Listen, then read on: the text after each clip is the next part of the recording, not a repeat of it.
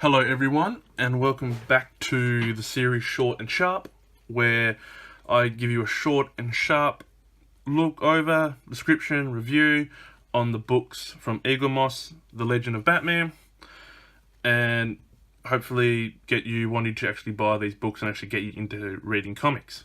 So, last video we looked at Born to Kill, which was volume 3, volume 4, The Faces of Death. I really enjoy this photo right here, because I'm very certain Batman's worst nightmare is having multiple Jokers.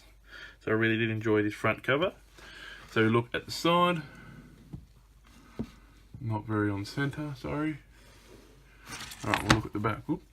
So, volume 4, Faces of Death.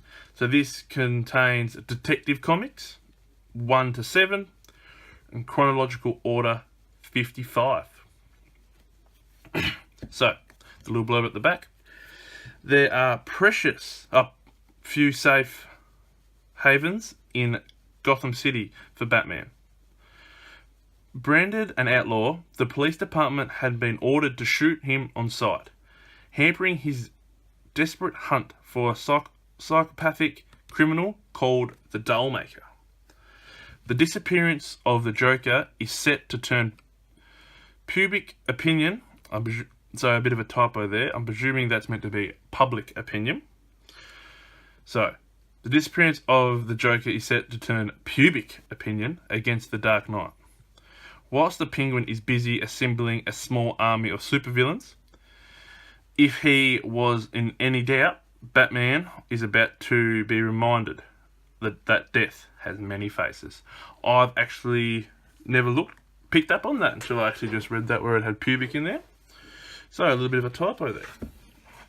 So, go through the front. Very iconic photo right there of the Joker's face, off his face.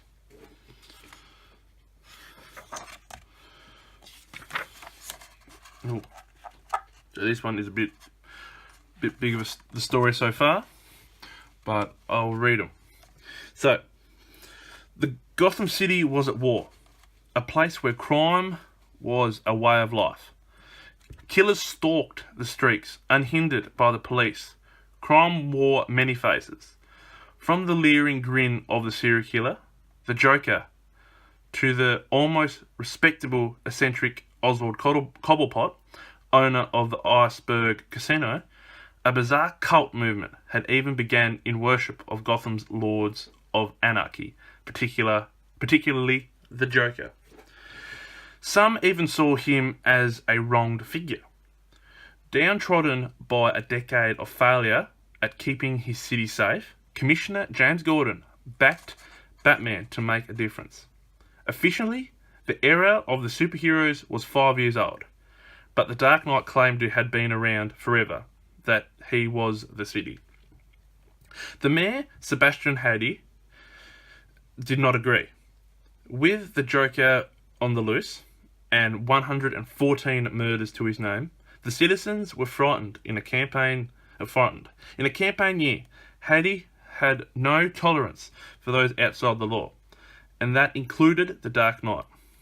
Whether he was seen, the Batman was facing a hail of bullets from Gotham City's finest.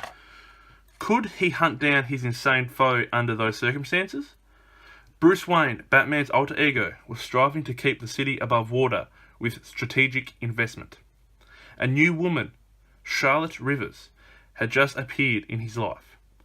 She was an investigative journalist, which could spell trouble, but Wayne had this one down as special.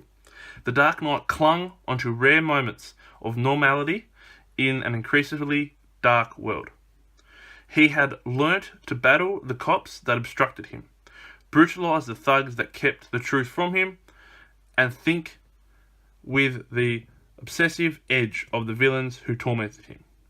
But now a new player was in town.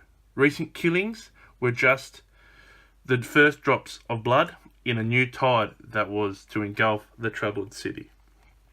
So, this book is about Batman facing the Dollmaker.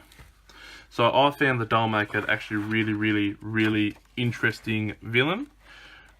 I can't remember how far he was in, but I found him.